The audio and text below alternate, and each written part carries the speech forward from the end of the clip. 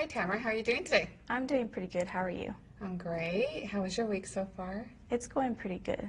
Yeah, excited about the end of the school year coming?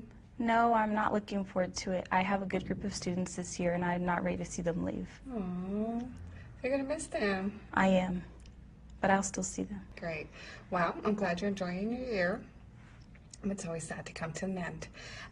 Well, let's look back at our IIP process that we're currently working on. And what would you say, what instructional practices do you think have impacted your student achievement the most this far? I've been really working on setting high expectations for the students and giving them a set of expectations that are rigorous and they keep them working hard. Okay. What kind of strategies have you used, do you think, that are setting those high expectations? Well, we've gotten iPads, and I've been using that a lot, and having them work with each other, I feel like that really helps them. The ones that are high, when they are helping somebody else, then they're also learning, and then they're helping somebody else who is maybe struggling. A little more modeling than for the lower achieving student. What other rigor do you think that you're using? Well, with the syllabication that we're working on, Okay. I feel like one thing that they're really struggling on is syllables that are only one part. Okay. So showing them the difference of when they have to stretch out or segment a word and when they're breaking the word into pieces for syllabication. So that's one thing that we've really been working on, and it's a lot of hard work because they want to just say that it's 3 syllables for the word dog when really it's 1. It's one syllable. So they're confusing the sound parts Right, with the syllabication. right, with word parts. Right. So what strategies have you used to help teach them the difference between the syllabication and the letter sounds? Well, pretty much when we do the segmenting, we use our arm or we use finger spelling. So I've also used it's like finger spelling, but with the parts of the word. When they actually clap it, then they're actually counting it. So that way they know how many fingers they have left. So if I only say dog, then I only have 1 part. And I'm not sounding it out and saying d, ah, g. Okay. I see. So you're still using those tactile Right. strategies. Good. And then Very having them good. do it more than one way. So we do under the chin, and then we also clap, but then I also make sure that when they're clapping it, they count. Okay, so that allows many learners to get the different strategies or the style that works for them. Right. Now let's reflect and think about how will you utilize these strategies for the future? So one thing I was thinking for next year is that while I teach in 2nd trimester the blending and segmenting, also introducing it then, even though we don't test on it until 3rd trimester. So introducing it together so that way they don't get so used to the blending and segmenting that they don't know what to do when it comes to syllabication. So just introducing it all together. Okay, so that way they know, I think, that they can differentiate between the 2 strategies. Right. So it'll make more sense to them later on. Let's go ahead and take a look now at these standards and see where you're at on the continuum of the teaching practice. So the first one is standard 2.4, and that is creating and maintaining effective environments. Based on the evidence that you have collected, where would you find yourself across the spectrum? Well, looking at it, I think that I'm not developing a rigorous learning environment, but I would say that I'm integrating the rigor. So I'm actually implementing it into my lesson plans and using it when we're reading and writing and thinking about maybe a story or something like that. And I do use technology a lot in the classroom and meet the full range of learners in setting the high expectations for them to be for achievement.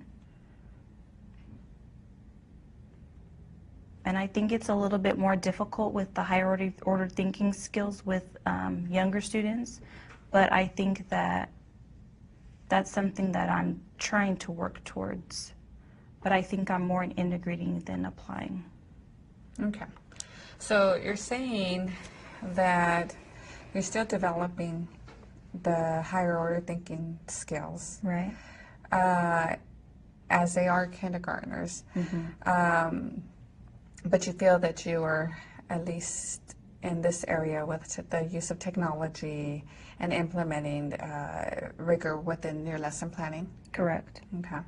What is it going to take for you to get your kids, your students, to develop their higher order thinking? What kind of strategies do you think you might be able to utilize there? I think that maybe within the next month, maybe I could help my students to get there, because I feel like part of it is their development as children. Because here it talks about them taking responsibility to fully utilize teacher and peer support. So I feel like that's something that I still have to help them and guide them to, but they're not ready for it yet. Okay. Now, remember you said that you utilize some of those strategies within your lesson planning. So a suggestion for you might be to incorporate some higher order thinking skill time within the lesson planning. So maybe during reading time, develop some questions that you may be able to ask to develop those higher order thinking skills, possibly during math or any other subject area. Okay. Also maybe discussing with other colleagues to see what it is that they're using. Maybe also collaborating with first grade to see what kind of expectations they're holding. Great, Tamara. Well, let's look at your next standard, which is standard 3.2. Okay. Applying knowledge of student development and proficiencies to ensure student understanding of subject matter. What are some examples that you see you utilize within the classroom, within your lesson plans, or any other strategies that you may use that you can think of that might help you figure out where you are across the spectrum?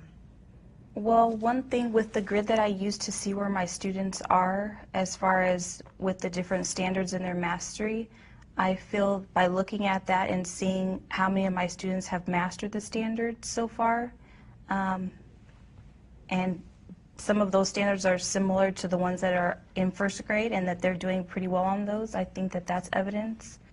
Them knowing some of the academic language that they need to understand different questions and things like that, I think that's evidence. And them knowing what the standards are and what they mean and being able to apply it to a lesson. Okay. So what you're saying is that your student development and their proficiency is evidence. What about your teaching practice in itself? What kind of evidence would you be able to utilize? I think part of it could be like the grouping of students. So once I look at where they're at and knowing how to group them into groups that will help them grow more, and putting them with students that are able to assist them with their learning. But basically giving them time to work with one another, and then being able to pull groups that need my assistance more. So I guess for kindergarten, it's good to keep them moving. So they usually at the beginning of a lesson, starting them off on the carpet and then moving them to their seats when it's time for the guided and independent practice. And also, like my focus students, I like to keep them really close to me so that way I can closely monitor them. And something else that I was thinking is recently we decided as a grade level to change the schedule, because sometimes it seems like once the kids come in from lunch that they're not, as into it. So usually we were doing math in the morning, and I feel like that's something that's a little bit easier for them to do in the afternoon and focus more on the writing and the reading language arts in the morning when they're right on top of it and paying attention. Oh, so that shows that sometimes you need to adjust your daily schedules to meet your students' needs. Right. Okay, so thinking about all that we discussed, where would that place you on the continuum? I think on a lot of them I find myself in integrating. It talks about integrates knowledge of range of students' development into instructional decisions, and I think with changing the schedule, then that's like an instructional decision. Also, like with how I said with the math, how it's something that they still enjoy in the afternoon, understanding the subject matter, and including the academic language in things like songs and PowerPoints that are more interactive maybe than sometimes reading and language arts can be. Okay, so we've come to the end of the IIP process, and next we'll prepare for the colloquium, thinking and reflecting a lot about how far you've come as a developing teacher, also thinking ahead as to what's to come in the upcoming years for you. I look forward to continuing to grow as a teacher. Wonderful. Thank you.